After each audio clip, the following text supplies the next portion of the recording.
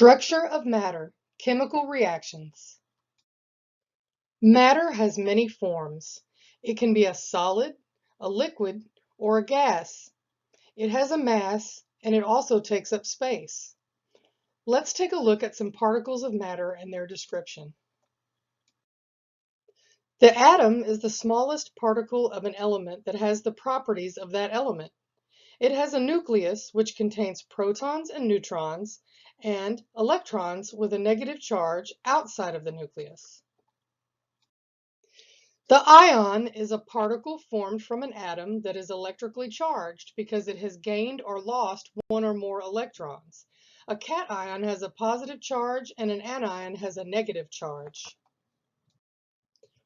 A molecule is a particle formed by the chemical reaction union of two or more atoms. Hydrogen and oxygen combine to form water, which is a polar molecule. Bonds between these particles of matter can either be formed or broken by chemical reactions. Building blocks such as atoms, ions, or molecules that will be changed by chemical reaction are referred to as reactants. When a chemical reaction takes place, it changes these reactants to other atoms, ions, or molecules, and these particles are known as the product or products. Now that you know some about the forms of matter and particles of matter, let's take a look at three types of chemical reactions that can change these particles. Decomposition takes place when bonds of a molecule are broken and atoms, ions, or more simple molecules are formed. This chemical reaction occurs in the human body when nutrients are broken down into smaller molecules that can be absorbed by the small intestine.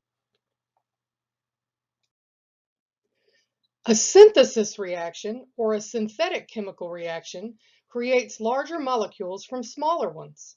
This type of reaction occurs in the human body during the growth of body parts and the repair of damaged tissues.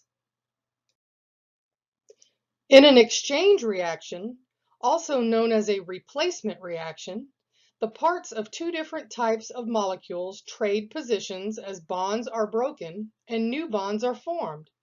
Ions are exchanged. Most chemical reactions are reversible. The products can revert back to the reactants.